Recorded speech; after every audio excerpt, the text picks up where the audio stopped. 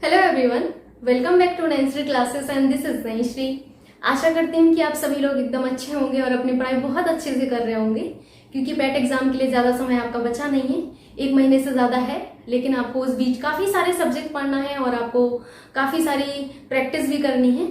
तो आज मैं इस वीडियो में बेसिकली चर्चा करने वाली हूँ कि कौन से ऐसे टॉपिक हैं जिनको आपको जरूर से पढ़ना चाहिए पैट एग्जाम के लिए, यानी कि कौन से बहुत ज़्यादा महत्वपूर्ण टॉपिक हैं जो आपके एग्जाम के लिए बहुत फ्रूटफुल साबित हो सकते हैं। तो इसी विषय में आज हम चर्चा करेंगे।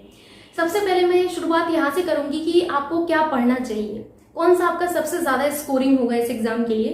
तो ऐसे मैंने पहले भी वीडियो बनाया है, उसमें मैंने आपको बताया था कि आप सबसे पहले मैथ्स पर फोकस करिए, जिसमें आपके ग्राफ एवं तालिका वाले जो प्रश्न हैं वो आपके 20 मार्क्स आपको दिलाने वाले हैं। साथ ही साथ आपकी अंकगणित आपको 5 मार्क्स दिलाएगी, यानी कि 25 मार्क्स का तो आपका सिर्फ मैथमेटिक्स है। तो आप कोशिश ये करें कि परसेंटेज हुआ आपका, लाभ हानि हुआ, हालांकि आपके सिलेबस में मेंशन नहीं किया गया प्रॉफिट एंड लॉस, बट आपको एक जनरल सा आइडिया होना चाहिए कि प्रॉफिट एंड लॉस के बारे में। तो आपको कुछ टॉपिक ऐसे हैं जो बिल्कुल अच्छे से रीड करके जाने हैं, और बाकी जो मैथमेटिक्स आती है वो बिल्कुल बेसिक आती है, उसमें आपको डरने की जरूरत है नहीं है।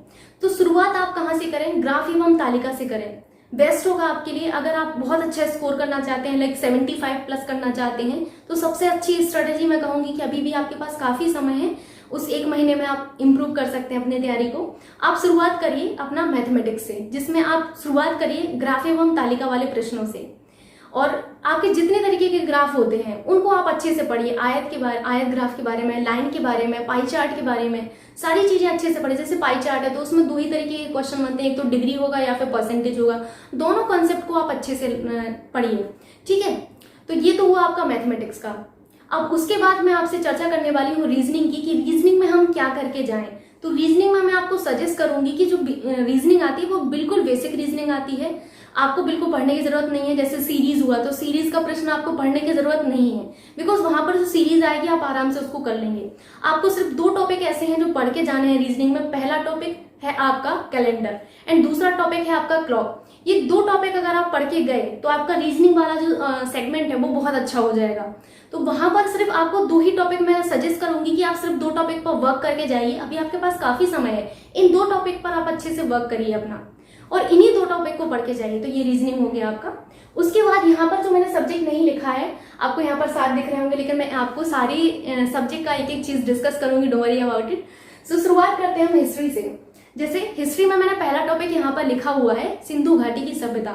यहाँ पर मैंने जो जनरल आइडिया लगाया है कि किस तरीके से कौन सी चीज आपकी महत्वपूर्ण होगी, वो मैंने प्रीवियस ईयर क्वेश्चन पेपर से आइडिया लगाया है जो आपका पैट का हुआ है। अपार्ट फ्रॉम दिस UPSSC के द्वारा जितने भी एग्जाम्स करवाए जाते हैं उन सबसे मैंने एक आइडिया लगाया है। साथ ही साथ आपका जो सिलेबस मेंशन किया गया है आयोग के द्वारा, तो उसमें से मैंने आइडिया लगाया है कि ये टॉपिक आपके लिए बहुत ही ज्यादा फ्रूटफुल होंगे।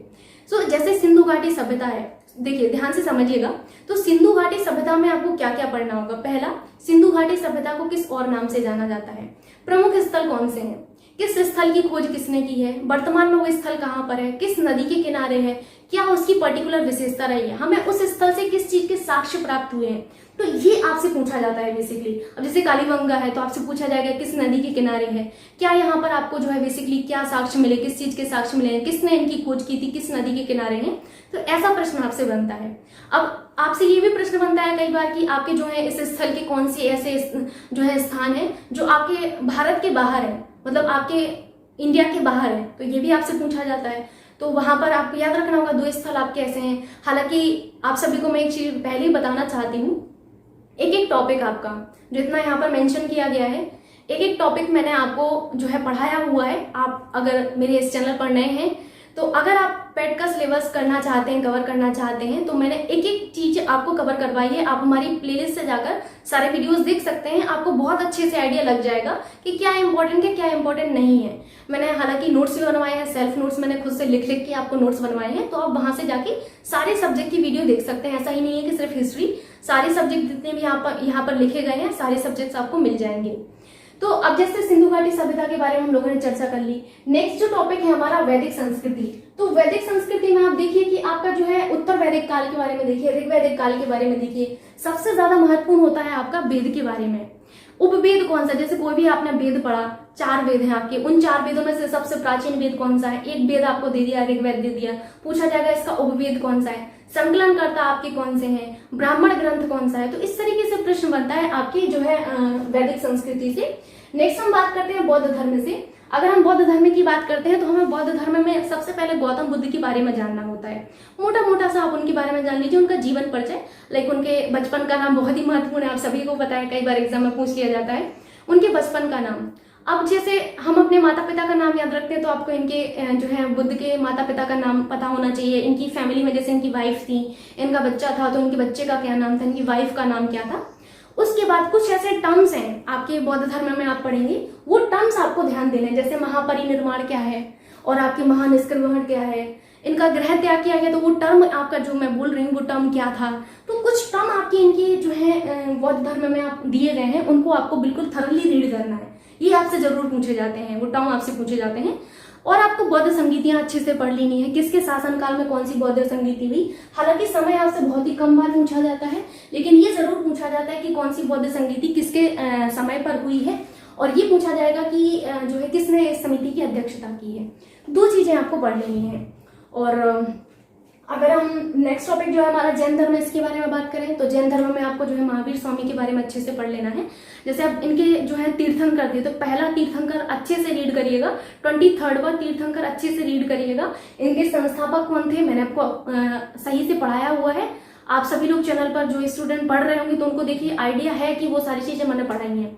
और जो लास्ट तीर्थंकर थे वो आप सभी को पता है, तो वो अच्छे से आपको रीड कर लेना उनके बारे में, तो आपको सारी चीजें जान लेनी है। फिर आपको जैन संगीतियों में पहली जैन संगीति अच्छे से पढ़नी है, क्योंकि जैन संगीति में आपकी पहली जैन संगीति थी, उसमें आपका जो है जैन धर्म दो आपकी शाखाओं में डिवाइड हो गया था, तो वो आपको अच्छे से रीड कर लेना है। ठीक है, नेक्स्ट है आपका गुप्त वंश।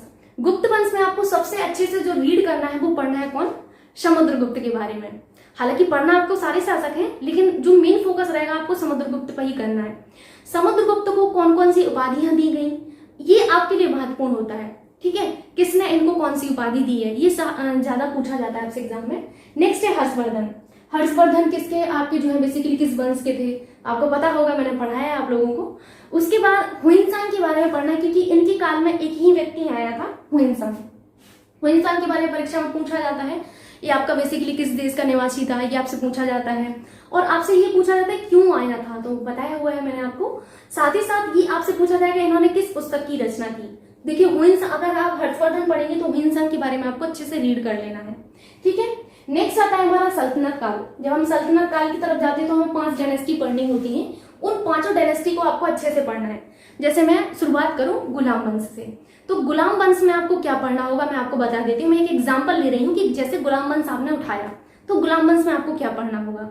गुलाम वंश में आपको ये देखना होगा गुलाम वंश का जो टाइम है वो आपको पहला तो देखना होगा। फिर आपको देखना होगा संस्थापक कौन थे, अंतिम शासक कौन था। बीच में जितने भी महत्वपूर्ण आपके शासक आते हैं तो उनके बारे में अच्छे से रीड करिए, कौन सी उपाधि उन्होंने धारण कर रखी थी। अगर कोई इनका युद्ध है तो वो भी पढ़ लीजिए। कुछ निर्माण कार्य अगर इनके द्वारा करवाया गया है तो निर्माण कार्य आपका काफी ज्यादा महत्वपूर्ण होता है। जैसे कोई निर्माण कार्य अगर करवाया गया है तो वो कहाँ पर करवाया गया है, आपको ये जरूर याद रखना चाहिए, वो स्थान आपके लिए महत्वपूर्ण होता है। ठीक, तो जैसे हमने सल्तनत काल समझ लिया, तो ऐसे ही आपको 5 डायनेस्टी के बारे में पढ़ना है। एक मैंने एग्जांपल लेके दिखा दिया है आपको, बाकी आपको पढ़ना है। कुछ ऐसे पर्टिकुलर चीजें देखिए किसी शासक के बारे में होती है, रक्त और लोहे की नीति किसने अपनाई, तो अब आप जब पढ़ेंगे तो आपको समझ आ जाएगा। ठीक, नेक्स्ट है हमारा मुगल साम्राज्य। तो मुगल साम्राज्य में भी फिर से आपको यही करना है कि आपको ये देखना है कि मुगल साम्राज्य की स्थापना किसने की थी, अंतिम शासक कौन था। ठीक है, ये तो महत्वपूर्ण है। बीच में आपके जितने भी शासक आते हैं महत्वपूर्ण जो है वो आपको अच्छे से पढ़ लेना है। और मैं आपको कहूंगी जब आप मुगल शासन पढ़ें तो ये देखें कि मुगल शासन में एक एक शासक को उठाया जैसे आपने, तो उनका ये देखें कि भाई उनका राज्याभिषेक कब हुआ था, उन्होंने कौन सी उपाधि धारण कर रखी थी। ये सबसे ज्यादा महत्वपूर्ण है कि उन्होंने कौन सी उपाधि धारण कर रखी थी, पूछी जाती है आपसे। अगर कोई युद्ध किया है वो भी आपके लिए महत्वपूर्ण होता है। युद्ध के बाद आपको क्या याद रखना है, इनका मकबरा आपसे पूछा जाता है। जितने भी आपके मुगल साम्राज्य के शासक थे उनका मकबरा काफी ज्यादा इंपॉर्टेंट है। निर्माण कार्य इनके तो इंपॉर्टेंट है ही, तो निर्माण कार्य आप अच्छे से याद रखिएगा। किस स्थान पर वो निर्माण कार्य किए गए हैं वो आप समझ गए होंगे कि अब आपको किस तरीके से इस पर जो है R&D करना होगा। नेक्स्ट आपका प्रथम स्वतंत्रता संग्राम। जब प्रथम स्वतंत्रता संग्राम पढ़ेंगे तो वहां पर आपको अच्छे से रीड करना है कि प्रथम स्वतंत्रता संग्राम जो है आपका किसने कहां पर जो है इसकी जो है नुमाइशी की। ठीक है, एक एक आप पढ़ लेना है कि आपने किस स्थान पर जो है आपके लोग ने किन लोगों ने वहां पर उसकी जो है नुमाइशी की, यानी कि किसने इसको जो है अपना जो है कहेंगे कि नेतृत्व किया वहां पर। ठीक है, ये पढ़ लेना है। उसके अलावा जब प्रथम स्वतंत्रता संग्राम पढ़ते हैं तो इसके बारे में कई सारे मत जो है आपके कई लोगों के द्वारा दिए गए, कुछ फेमस मत होंगे तो वो आपको रीड कर लेने हैं। कई सारी पुस्तकें हैं जो आपकी प्रथम स्वतंत्रता संग्राम पर लिखी गई हैं, तो वो पुस्तकें आपको अच्छे से रीड कर लेनी, पूछी जाती हैं आपसे वो पुस्तकें, ये आपके लिए महत्वपूर्ण है। उसके बाद आपका जैसे आपके सिलेबस में मेंशन किया गया है आंदोलन के बारे में, भारतीय राष्ट्रीय आंदोलन आपका एक टॉपिक मेंशन किया गया है। हालांकि वो टॉपिक नहीं है, वो एक बड़ा सा आपका टॉपिक होता है जिसमें कई सारी चीजें पढ़नी होती हैं। तो उसमें आपको 1857 की जो क्रांति है आपकी, 1857 की क्रांति से आपको 1947 तक, जब तक आपका देश स्वतंत्र नहीं हो जाता है तब तक की सारी घटनाएं पढ़नी होती हैं। अब उसके बीच में क्या क्या होता है वो तो आपको पढ़ना पड़ेगा। कुछ टॉपिक आपके सिलेबस में मेंशन किए गए हैं, आप चाहे तो सिर्फ वही पढ़ सकते हैं, लेकिन फिर एग्जाम में आपको दिक्कत ना हो जाए, इससे बेहतर होगा कि आप जितनी भी आपकी चीजें होती हैं बीच में वो आप पढ़ लें। मैंने पढ़ाई हुई है, आप हमारे चैनल से पढ़ सकते हैं। इसके बाद हम आ जाते हैं किस पर, भूगोल पर, जियोग्राफी पर। तो जियोग्राफी में मैं यहाँ पर वर्ल्ड की एंड आपके भारत दोनों की ही बात कर रही हूँ। जैसे मैंने नदियां उठाया, अब चाहे वो भारत की हो चाहे वर्ल्ड की हो, कोई भी नदी आप उठाएं तो नदी में सबसे पहले आपको क्या देखना होता है, उस नदी का उद्गम क्या है, उस नदी का माउथ क्या है। ठीक है, कहाँ से वो आपकी जो है आपका जो है ओरिजिन क्या है एंड माउथ क्या है, ये तो आपने पढ़ लिया। नदियां वो ज्यादा महत्वपूर्ण होती हैं जो कुछ खास विशेषताएं रखती हैं। लाइक जैसे कोई नदी आपकी ट्रॉपिक ऑफ कैंसर को 2 बार काटती है, या फिर ट्रॉपिक ऑफ कैप्रिकॉर्न को 2 बार काटती है, या फिर आपका 0 डिग्री इक्वेटर को 2 बार काटती है। ऐसी नदियां काफी ज्यादा महत्वपूर्ण होती हैं। कुछ नदियां जो पैरेलल बहती हैं, ये नदियां जो कुछ खास विशेषता वाली नदियां, ये महत्वपूर्ण है आपके लिए। लाइक कोई नदी अगर आपके 2 राज्यों के बीच में सीमा बनाती है तो वो इम्पोर्टेंट है। कोई नदी आपके 2 देशों के बीच में सीमा बनाती है तो वो नदी आपके लिए इम्पोर्टेंट है। कोई नदी ऐसी है जो कई सारे राज्यों से बहती है, वो इम्पोर्टेंट है। लास्ट बट नॉट लीस्ट ये भी पूछा जाता है आपके भारत की और मैं विश्व दोनों की बात कर रही हूँ, सबसे बड़ी नदी और सबसे लंबी नदी, अंतर आपको पता होगा, मैं कई बार बताती रहती हूँ। तो सबसे बड़ी नदी और सबसे लंबी नदी आपसे पूछा जाता है, तो नदियों में आपको ये पढ़ लेना है। नेक्स्ट है हमारा पर्वत के बारे में। तो पर्वत और पहाड़ियों में आपको सबसे पहले, जैसे मैं आप इंडिया की बात करूं तो आपको कहाँ से, हिमालय से शुरुआत करनी होती है। तो जैसे आप बृहद हिमालय पर जितनी भी आपके जो है चीजें हैं वो सब पढ़ लीजिएगा ढंग से। ठीक है, अब यहाँ पर आपसे ये पूछा जाता है कि बृहद हिमालय की सर्वोच्च चोटी कौन सी है, हिमालय की सर्वोच्च चोटी कौन सी है, इस तरीके से आपसे पूछा जाता है। अब ऐसी पूर्वी घाट की सर्वोच्च चोटी पूछ लिया जाता है, पश्चिमी घाट की सर्वोच्च चोटी आपसे पूछ लिया जाता है। ठीक, तो ये आपके लिए महत्वपूर्ण है। ये कुछ चीजें हैं जो बिल्कुल फिक्स्ड है, जो आपसे पूछी ही जाती हैं, ये आपको ध्यान रखना ही पड़ेगा। कुछ ऐसी आपके जो है पर्वत पहाड़ियां होती हैं जो इनका विस्तार 1 से 2 राज्यों में होता है, तो वो काफी ज्यादा महत्वपूर्ण होते हैं। जैसे आपकी नीलगिरी हुआ, तो नीलगिरी आपसे पूछ लिया जाता है कि इनका विस्तार 1 से अधिक राज्यों में है। तो जो ऐसी टाइप की होती है, नीलगिरी है तो इनका सर्वोच्च चोटी पूछ लिया जाता है ना। तो ये आपको ध्यान देना होगा। ठीक, नेक्स्ट है हमारा मरुस्थल। चाहे मैं वर्ल्ड की बात करूं चाहे मैं इंडिया की बात करूं, तो मरुस्थल में आपसे ऐसा क्वेश्चन पूछता है। पहला तो देखिए आपको पता होगा 2 तरीके के मरुस्थल होते हैं, एक हमारे होते हैं शीत मरुस्थल और दूसरे होता है हमारे जो है गर्म मरुस्थल होते हैं। ठीक है, तो आपके मरुस्थल जो है कितने से कितने डिग्री के बीच में पाए जाते हैं, ये आपसे पूछा जाता है। फिर आपसे ये पूछा जाता है कौन सा आपका शीत मरुस्थल है, पता होना चाहिए अब आपको। उसके बाद आपसे पूछा जाता है कि किस मरुस्थल का विस्तार, कोई मरुस्थल आपको दे दिया, लाइक सहारा ही दे दिया, तो अब इधर पे तो कितनी सारी कंट्रीज आपकी आ जाती हैं। तो सहारा मरुस्थल का विस्तार किन देशों में, मोटे मोटे आप याद रख लीजिएगा, नंबर ही याद रख लीजिएगा कितने देशों में, यही महत्वपूर्ण है। ये पूछा जाता है आपसे, जो आपके जिनका विस्तार 1 से ज्यादा देशों में होता है वो तो महत्वपूर्ण है ही। और आपसे ये पर्टिकुलर क्वेश्चन पूछा जाता है, हम वर्ल्ड की जब मरुस्थल की बात करते हैं डेजर्ट की, तो वहां पर हमसे एक जनजाति से क्वेश्चन आता है कि कौन सी जनजाति, जैसे आपसे पूछ लिया जाता है कई बार कि कालाहारी डेजर्ट में कौन सी जनजाति निवास करती है, इस तरीके का प्रश्न आपसे बनता है। तो ये आपके लिए महत्वपूर्ण है मरुस्थल में। नेक्स्ट है हमारा वन। तो वन में आपको सारी जो वन है आपकी कैटेगरी सारी पढ़ लेनी है, कितने टाइप के आपके वन होते हैं। वन में आपसे ये बेसिकली पूछा जाता है, कोई आपसे पेड़ पूछ लिया जाए, जैसे रोजवुड कह दिया जाए, महोगनी कह दिया जाए, आबनूस कह दिया जाए, किस वन के आपके जो है वृक्ष हैं, ये आपसे पूछा जाता है। कुछ आपके जैसे हैं पूछ लिया जाता है कि पर्वतीय भालू पूछ लिया जाता है कि भाई पर्वतीय भालू आपके किस में होता है। तो ये कुछ जानवर भी आपसे कभी कभी पूछ लिया जाता है। ठीक है, लोमड़ी पूछ लिया जाता है आपसे, ये महत्वपूर्ण होता है वन।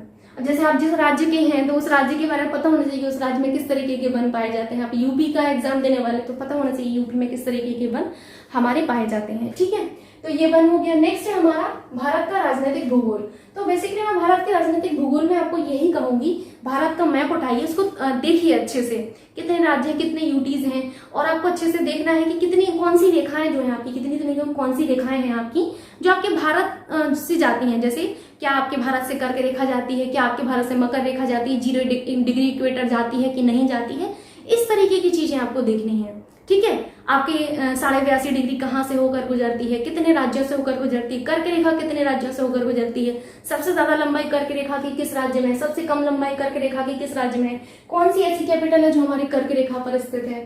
ठीक, तो ये आपसे पूछा जाता है, छोटी छोटी सी चीजें हैं आपसे पूछी जाती हैं। अब जैसे भारत का राजनीतिक भूगोल पढ़ेंगे तो मेरी तरफ से यहाँ पर द्वीप भी पढ़ लीजिएगा आप अच्छे से, आपको द्वीप के बारे में मैंने पढ़ाया हुआ है, तो एक बार आप द्वीप बहुत अच्छे से पढ़ लीजिएगा, पूछा जाता है आपसे। ठीक, तो जैसे आपका नेक्स्ट है मैप। तो मैप में मैं आपसे कहूंगी कि आपके पास एटलीस्ट वर्ल्ड का मैप होना चाहिए, दूसरा आपके पास इंडिया का मैप होना चाहिए, तीसरा आपके पास यूपी का मैप होना चाहिए। बिकॉज आप एक यूपी का एग्जाम देने जा रहे हैं तो आपके पास एक मोटा मोटा आइडिया होना चाहिए कि यूपी का सबसे उत्तरी जिला कौन सा है, दक्षिणी जिला कौन सा है, पूर्वी जिला कौन सा है, पश्चिमी जिला कौन सा है, सबसे बड़ा जिला कौन सा है, सबसे छोटा जिला कौन सा है। इस तरीके का बेसिक आइडिया आपके पास होना चाहिए। ठीक है, तो मैप आपके पास तीनों होना चाहिए जिनको आप जो है टाइम टू टाइम देखते रहें। फिर आता है आपका भारतीय अर्थव्यवस्था। तो इसमें मैं कहूंगी सबसे पहले आप योजना आयोग के बारे में अच्छे से पढ़ लीजिएगा, कब वो ये आपका फॉर्म हुआ, इनका अध्यक्ष कौन होता है, किस तरीके से ये फॉर्म होते हैं, इनके स्थान पर आपका जो है नीति आयोग आया था, तो नीति आयोग के बारे में अच्छे से थॉरली रीड करिएगा। नीति आयोग काफी महत्वपूर्ण है, नीति आयोग का फुल फॉर्म क्या है, अध्यक्ष कौन होते हैं, कौन नीति आयोग का फॉर्मेशन करता है, इस तरीके से क्वेश्चन आपसे बनता है। पंचवर्षीय योजनाएं, एक एक पंचवर्षीय योजना उठाइएगा, उसमें आप देखिएगा कि कौन सी पंचवर्षीय योजना आपकी कब से कब तक रही। फिर आप उसमें ये देखिएगा बेसिकली कि उस पंचवर्षीय योजना बेसिकली फोकस किस चीज पर किया गया। आपसे पूछ लिया जाता है कि कृषि पर जो है बेसिकली किस पंचवर्षीय योजना में फोकस किया गया, किस पंचवर्षीय योजना में उद्योग संबंधी आपके जो है रिफॉर्म लाए गए, किस पंचवर्षीय योजना में आपकी गरीबी उन्मूलन के बारे में बात कही गई। तो इस तरीके से आपसे क्वेश्चन पूछ लिया जाता है। नेक्स्ट है हरित क्रांति, इसके बारे में पढ़ लीजिएगा। ऑपरेशन फ्लड के बारे में। बैंकिंग के बारे में आपको क्या पढ़ना है, तो आप बैंकिंग से जब शुरुआत करेंगे तो बैंकिंग में आपको ये देखना है कि सेंट्रल बैंक हमारा कौन सा है, कमर्शियल बैंक कौन सा है, किस तरीके से ये वर्क करते हैं। हालांकि मैंने सारी चीजें समझाई हुई हैं तो आपको आइडिया हो चुका होगा किस तरीके से वर्क करते हैं, हमारा अकाउंट किस बैंक में होता है पता होना चाहिए हमें। ठीक है, उसके बाद सबसे महत्वपूर्ण होता है बैंकों का राष्ट्रीयकरण। एक एक बैंक उठाइएगा, एक एक तो मैं नहीं कहूंगी कि जो मोटे, जैसे आपका कमर्शियल बैंक है तो कमर्शियल बैंक को ले लीजिएगा, जो आपका सेंट्रल बैंक है सेंट्रल बैंक को ले लीजिएगा। इनका राष्ट्रीयकरण आप देखिएगा कि इनका राष्ट्रीयकरण कब हुआ। फॉर्मेशन तो आपको याद रखनी है, राष्ट्रीयकरण भी आपके लिए महत्वपूर्ण होता है। फिर आप बैंकिंग में जब पढ़ेंगे तो repo rate and reverse repo rate को पढ़ लीजिएगा, एसएलआर को पढ़ लीजिएगा, ये आपसे पूछा जाता है। ठीक है, मुद्रास्फीति वगैरह आप लोग देख लीजिएगा, ये महत्वपूर्ण टॉपिक है। नेक्स्ट है आपका जीएसटी। जीएसटी से पहले मैं आपसे ये कहूंगी कि आपको जो है आय के स्रोत पता होना चाहिए। गवर्नमेंट की आय के स्रोत क्या है, पढ़ाए हुए हैं मैंने। तो गवर्नमेंट की आय के जो स्रोत हैं उनमें से सबसे बड़ा जो स्रोत है वो कौन सा है। ठीक, तो आपको पता होगा टैक्स होता है। मैंने टैक्स में आपको बताया था प्रत्यक्ष और अप्रत्यक्ष कर के बारे में, तो प्रत्यक्ष और अप्रत्यक्ष कर को अच्छे से पढ़िएगा। पूछा जाता है निम्नलिखित में से कौन सा प्रत्यक्ष कर नहीं है, कौन सा अप्रत्यक्ष कर नहीं है। जीएसटी के बारे में पढ़ें तो देखें, पहला तो जीएसटी का फुल फॉर्म कब आया, ये सब तो देखो वो नॉर्मल हो चुका है, आप सबको पता होगा। पूछा ये जाएगा कि जीएसटी आपका प्रत्यक्ष कर है या फिर अप्रत्यक्ष कर है। अब आपको ये इसका आंसर पता करना है। ठीक है, तो ये आपको याद रखना है। नेक्स्ट है आपका भारतीय संविधान। भारतीय संविधान में आप देखें, सबसे पहले तो एक आपको ओवरव्यू लेना है संविधान का। शुरुआत कैसे करनी है ये पता होना चाहिए कि भारतीय संविधान में हमारे कितने अनुच्छेद हैं, कितनी अनुसूचियां हैं, कितने भाग हैं, कौन से अनुच्छेद हमारे महत्वपूर्ण हैं। जैसे आर्टिकल 1, 2, 3 महत्वपूर्ण है, फिर 12 से 35 आपका महत्वपूर्ण है। 35 खत्म हुआ, 39 आपको रीड करना है, फिर 40 रीड करना है, 44 रीड करना है, 44 के बाद आपको 51 का रीड करना है, फिर 61, 63 रीड करना है, 62 भी रीड करना है। उसके बाद थोड़ा सा और आ जाइएगा तो 74 आपको रीड करना है, 74 रीड करना है। उसके बाद आप आ जाइएगा तो आपको शुरुआत फिर करनी है कहाँ से, शुरुआत करनी है आर्टिकल 108 से। आर्टिकल 108 आपका क्या है, 111 क्या है आपका, 110 क्या है आर्टिकल आपका, क्या कौन सा ऐसा संविधान कौन सा आर्टिकल है आपका जिसमें संविधान संशोधन के बारे में वर्णन किया गया है। इमरजेंसी किस आर्टिकल के तहत घोषित की जाती है, कितनी प्रकार की इमरजेंसी आपकी किस आर्टिकल के अंतर्गत घोषित की जाती है। कुछ कुछ आर्टिकल हैं जो आपके महत्वपूर्ण हैं तो वो आपको पढ़ लेने हैं। ठीक है, उसके बाद हम कहाँ आ जाते हैं, हम बात करते हैं अनुसूचियों की। तो अनुसूची में जब आप पढ़ें तो 7वीं अनुसूची अच्छे से रीड करें। 7वीं अनुसूची आपकी काफी महत्वपूर्ण है। 7वीं अनुसूची, 7वीं के बाद आप 9वीं अनुसूची, 9वीं के बाद 10वीं, 11वीं, 12वीं, ये अनुसूची आपको रीड करनी है। भाग आप एक ओवरव्यू ले लीजिएगा। फिर आते हैं डीपीएसपी पर। तो डीपीएसपी में आपको ढंग से ये रीड करना है कि भाई ये डीपीएसपी है क्या, जिनको आप हिंदी में कहते हैं राज्य के नीति निर्देशक तत्व। इनको पढ़ लीजिएगा, राज्य के नीति निर्देशक तत्वों को। और इसमें आर्टिकल 40 बहुत अच्छे से रीड करिएगा आप लोग। आर्टिकल 40 महत्वपूर्ण है आपका, और आर्टिकल 39 आपका महत्वपूर्ण है, उसमें आपको अच्छे से रीड करना है। एफआर का मतलब होता है फंडामेंटल राइट, यानी कि मौलिक अधिकार। तो आपको कितने मौलिक अधिकार दिए गए हैं, नंबर मतलब आपको कितने मौलिक अधिकार दिए गए, कौन सा ऐसा मौलिक अधिकार है जो अब हमारा एक फंडामेंटल राइट ना होकर हमारा एक विधिक अधिकार है, किस संविधान के अंतर्गत उसको, संविधान संशोधन के अंतर्गत उसको शामिल किया गया। छोटी छोटी सी चीजें हैं जो आपको जाननी है, ठीक है। तो ये आपके फंडामेंटल राइट्स हो गया, ठीक। नेक्स्ट है हमारा, और इसमें आपको ये भी पढ़ना है फंडामेंटल राइट्स में कि अगर आपके फंडामेंटल राइट्स का वायलेशन होता है देन कौन एक्टिव होता है। पता होगा आप लोगों को, विधायिका एक्टिव होती है, कार्यपालिका या फिर न्यायपालिका, कौन एक्टिव होता है बताइएगा आप लोग, ठीक। तो ये आपको रीड करना है। फिर आता है एफडी। एफडी का मतलब होता है फंडामेंटल ड्यूटीज, यानी कि मूल कर्तव्य। मूल कर्तव्य में आपको यही देखना है कि किस आर्टिकल में मूल कर्तव्य आपके दिए गए हैं, किस भाग में दिए गए हैं, और आपकी किस समिति की संस्तुति पर इनको जोड़ा गया था, क्या क्या आपकी फंडामेंटल ड्यूटीज हैं, आपको पता होना चाहिए, ठीक है। नेक्स्ट है आपका संसदीय प्रणाली, जिसमें आप लोकसभा राज्यसभा के बारे में पढ़ लीजिएगा, इनका फॉर्मेशन पढ़िएगा, कितने मैक्सिमम सदस्य में हो सकते हैं, कौन से आर्टिकल में इनके बारे में वर्णन किया गया है, अच्छे से रीड करिएगा। फिर उसके बाद देखिएगा कि कौन से ऐसे विधेयक हैं जो सिर्फ और सिर्फ आपके जो है लोकसभा में ही पेश किए जाते हैं। लाइक मनी बिल आपका हुआ, मनी बिल के बारे में ढंग से पढ़ लीजिएगा। मनी बिल के बारे में आपका जो है राज्यसभा को क्या शक्ति दी गई है, क्या राष्ट्रपति आपके मनी बिल को रोक के रख सकते हैं या फिर नहीं, किस आर्टिकल में आपके जो है मनी बिल के बारे में डिस्कशन किया गया है कि व्हाट इज मनी बिल, कौन डिसाइड करता है कि मनी बिल ये है भी कि नहीं है। तो ये आपका बेसिकली आपको पढ़ना होगा, ठीक है। फिर मैंने आपसे कहा कि संयुक्त बैठक के बारे में कि लोकसभा राज्यसभा की संयुक्त बैठक कब होती है, कौन इस बैठक को आहूत करता है, क्या हम और आप इसको आहूत कर सकते हैं, ये आपको पढ़ना है, ठीक। फिर इसमें आपको राष्ट्रपति भी पढ़ लेना है। देखिए अब जब आप संसदीय प्रणाली पढ़ते हैं तो संसदीय प्रणाली में आपको यहाँ पर राष्ट्रपति कहीं पर वर्णन नहीं है, लेकिन मैं आपसे कहूंगी कि आप राष्ट्रपति को जरूर पढ़ के जाइएगा।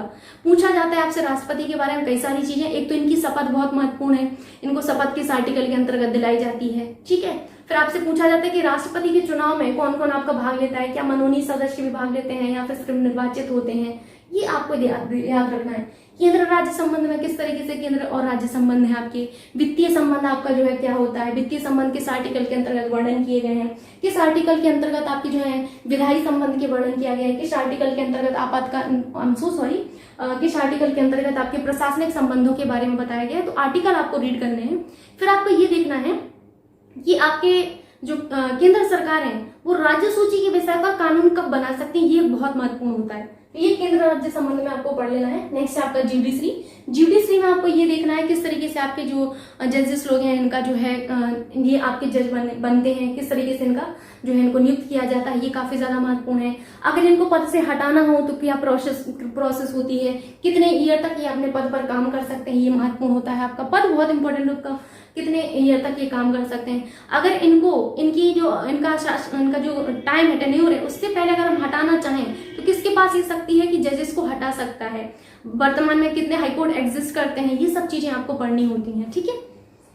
और फिर हमारा नेक्स्ट पंचायती राज व्यवस्था। पंचायती राज व्यवस्था के जनक कौन से हैं, जो 5-6 समितियां हैं मैंने आपको बताई हैं, बलवंत राय मेहता समिति, अशोक मेहता समिति, राव समिति। इनका टाइम क्या है ये आपसे पूछा जाता है। 73वां संविधान संशोधन एंड 74वां संविधान संशोधन आपको थर्ली रीड कर लेना है। उसके बाद आते हैं हम किस पर, विज्ञान पर। तो मैं कहूंगी विज्ञान में सबसे पहले फोकस करिएगा आप लोग बायोलॉजी वाले सेगमेंट पर। उसके बाद आप फिजिक्स एंड केमिस्ट्री पढ़ सकते हैं। मैं हमेशा कहती हूँ कि पहले बायो पढ़िएगा, क्योंकि बायो के क्वेश्चन आपसे सबसे ज्यादा पूछे जाते हैं। तो बायो में शुरुआत करनी है आपको जीव विज्ञान की शाखाओं से। पूछा जाता है आपसे कोशिका के बारे में पढ़ लीजिएगा, कोशिका की खोज किसने की थी, केंद्रक वगैरह, माइटोकॉन्ड्रिया वगैरह सब पढ़ लीजिएगा। मानव पोषण में आपसे वसा, प्रोटीन के बारे में, last but not least vitamin के बारे में अच्छे से रीड करिएगा। विटामिन से क्वेश्चन आता है, काफी ज्यादा महत्वपूर्ण है। कोई विटामिन उठाए तो उसमें देखें कि इस विटामिन का रासायनिक नाम क्या है, उस विटामिन की कमी से कौन सा रोग आपको हो सकता है। और जैसे विटामिन ए उठाए तो विटामिन ए रिच आपके जो फूड है वो कौन कौन सी है वो आपको देखना होगा। अगर उस विटामिन की कमी हो जाती है तो कौन सा रोग होता है, ये आपके लिए काफी ज्यादा महत्वपूर्ण होता है। कुछ अगर विशेषताएं तो वो भी आपको पढ़ लेनी है। पाचन तंत्र में देखिएगा कि अगर हम खाना खाते तो शुरुआत कैसे होती है, पाचन तंत्र आपको अच्छे से, डाइजेस्टिव सिस्टम आपको काफी अच्छे से पढ़ना होगा। सबसे ज्यादा पाचन कहाँ पर होता है, जल का पाचन कहाँ पर होता है, छोटी छोटी सी चीजें आपको पढ़नी है। उत्सर्जन तंत्र में सारी चीजें तो आप पढ़ेंगे उत्सर्जन तंत्र में, लेकिन आपको मैं कहूंगी कंपोजिशन ऑफ यूरिन जरूर पढ़ के जाइएगा। यूरिन का कलर जो है येलो क्यों होता है, अगर बार बार यूरिन आता है तो वो कौन क्या कहते हैं उसको, ये सब छोटी छोटी सी चीजें हैं। श्वसन तंत्र आपको पढ़ना है, मानव रुधिर, अब जैसे मानव रुधिर अगर आप पढ़ते हैं तो WBC, RBC, प्लेटलेट्स के बारे में हर कोई पढ़ के जाता है, कॉम्पोजिशन ऑफ ब्लड जिसे आप कहेंगे वो हर कोई पढ़ लेता है। बट आपको ये पढ़ के जाना है जो ब्लड डोनेट करते हैं हम अपनी बॉडी का कितना % ब्लड डोनेट कर सकते हैं, एज हमारी क्या होनी चाहिए, और ब्लड जो है ब्लड बैंक में जमता क्यों नहीं है, आखिर ऐसा क्या है, वो टेम्परेचर क्या है, वो कौन सा जो विशेष कहूंगी, विशेष नहीं होता, विशेष जो रसायन मिलाया जाता है वो महत्वपूर्ण होता है, वो आपको पढ़ना होगा कि कौन सा रसायन मिलाया जाता है जिससे ब्लड बैंक में ब्लड हमारा जमता नहीं है। ठीक, तो ये हमारा ब्लड के बारे में हो गया। कंकाल तंत्र के बारे में, स्केलेटल सिस्टम के बारे में अच्छे से रीड कर लेना है आपको। ठीक, अक्षीय कंकाल, अनुबंधीय कंकाल, जॉइंट्स के बारे में जरूर पढ़ के जाइएगा। जॉइंट्स आपके काफी ज्यादा महत्वपूर्ण होते हैं, जैसे ग्लाइडिंग जॉइंट, काफी सारे जॉइंट्स आप पढ़ेंगे। उसके बाद है अंतःस्रावी तंत्र, जिसमें आप अंतःस्रावी ग्रंथियों के बारे में, वहस्रावी ग्रंथि और मिश्रित ग्रंथि के बारे में एक एक ग्रंथि उठाइएगा, अच्छे से रीड करके जाइएगा। मैंने पढ़ाया हुआ है, सारे मल्टीपल चॉइस क्वेश्चन में मैंने अच्छे से डिस्कस किया है, आप वहां से देख सकते हैं। रोग, डिसीज में आपसे मैं यही कहूंगी, डिसीज में आपको ये देखना है विषाणु जनित रोग कौन से हैं, ट्रिक मैंने बताई है, जीवाणु जनित रोग कौन से हैं, प्रोटोजोआ जनित रोग कौन से हैं। लास्ट बट नॉट लीस्ट आपको ये जरूर देखते जाना है टीका, वैक्सीन, किस जैसे पोलियो का टीका है तो पोलियो का टीका किसके द्वारा विकसित किया गया। ठीक है, ये कुछ कुछ चीजें जो आपको छोड़ना नहीं है, टीका जरूर पढ़ के जाना, वैक्सीनेशन जरूर आपको पढ़ के जाना है। ठीक है, नेक्स्ट है हमारा हिंदी में पर्यायवाची।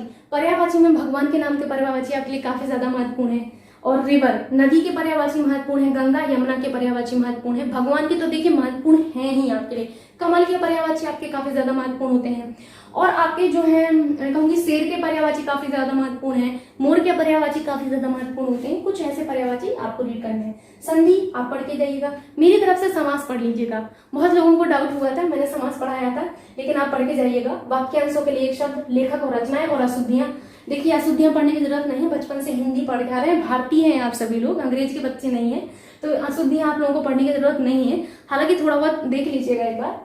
अगर हम बात करें सामान्य जागरूकता की, बहुत कंफ्यूजन होता है इसमें सब लोगों को, जनरल अवेयरनेस में, क्योंकि जनरल अवेयरनेस के मैक्सिमम टॉपिक हमारे करंट अफेयर्स में कवर हो जाते हैं। मैंने आपको कई बार ये बताया हुआ है कि जनरल अवेयरनेस के काफी सारे हमारे टॉपिक ऐसे हैं जो हमारे करंट में कवर हो जाते हैं, है ना। जैसे हमारे कौन से टॉपिक हैं, अगर मैं बात करूं जो आपके पुरस्कार होते हैं, आपके जो ऑर्गेनाइजेशन है और उनके हेडक्वार्टर्स है, काफी सारी चीजें कवर हो जाती है हमारी। ठीक है, पुस्तकें हैं हमारी, भारत के पड़ोसी देश अगर देखें तो आप सामान्य जागरूकता में आपको पढ़ना होगा भारत के पड़ोसी देश, फिर आपको देश, राजधानी, मुद्रा, सारी चीजें देखिए आपको एक एक टॉपिक पढ़ाया गया है, एक भी टॉपिक आपका ऐसा नहीं जो मैंने नहीं पढ़ाया हुआ हो। देश, राजधानी और उनकी मुद्रा आपको पढ़ना है। ये राष्ट्रीय और अंतर्राष्ट्रीय दिवस लिखा हुआ है, दिवस आपको पढ़ने, ऐसे कौन से दिवस हैं जो पहली बार आपके जो है मनाए गए हैं, जो आपके घोषित किए गए हैं। ठीक है, तो वो आपको अच्छे से पढ़ लेना है। और एक चीज मैं बोलना चाहती हूँ, मैं 6 महीने का करंट अफेयर्स आप सभी के लिए इसी सप्ताह में लेकर आऊंगी, सो डोंट वरी। आप सभी को काफी ज्यादा प्रॉब्लम हो रही थी, इसी के चलते मैंने ये डिसीजन लिया है कि मैं आपको पिछले 6 महीने का करंट अफेयर्स पढ़ाऊंगी। ठीक, उसके बाद आता है प्रमुख संगठन और उनकी हेडक्वार्टर, जिन्हें आप ऑर्गेनाइजेशन हेडक्वार्टर्स कहते हैं।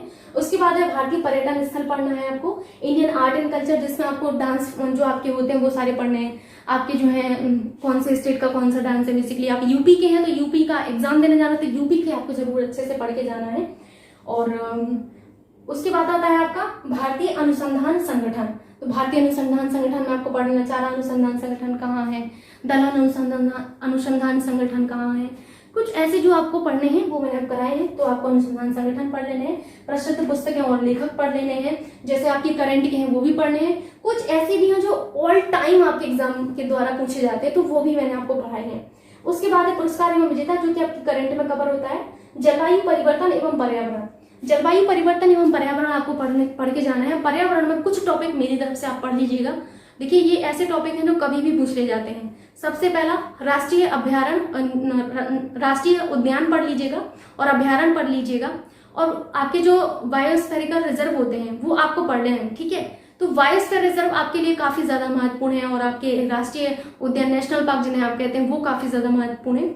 ये चीजें ऐसी हैं जो ऑल टाइम फेवरेट होती हैं एग्जाम की, आपसे पूछ लिया जाता है। कभी कभी ग्रीन हाउस गैसेस के बारे में पूछ लिया जाता है, कुछ प्रोटोकॉल है जैसे मॉन्ट्रियल प्रोटोकॉल पूछ लिया जाए, क्योटो प्रोटोकॉल पूछ लिया जाए, कुछ ऐसे टर्म्स आपको पता होना चाहिए। ठीक, सो ये रहा आपका एकदम, मैं कहूँगी कि मैंने पूरी कोशिश की है कि कौन से टॉपिक आपके लिए महत्वपूर्ण है, किस तरीके से आपको अभी भी समय है तो उन टॉपिक को कवर करना है। सो आई होप आपको ये समझ में आया होगा। प्लीज़ आप लोग इतनी मेहनत को देखते हुए एक लाइक एक शेयर कर दीजिएगा अपने दोस्तों के साथ। Thank you so much.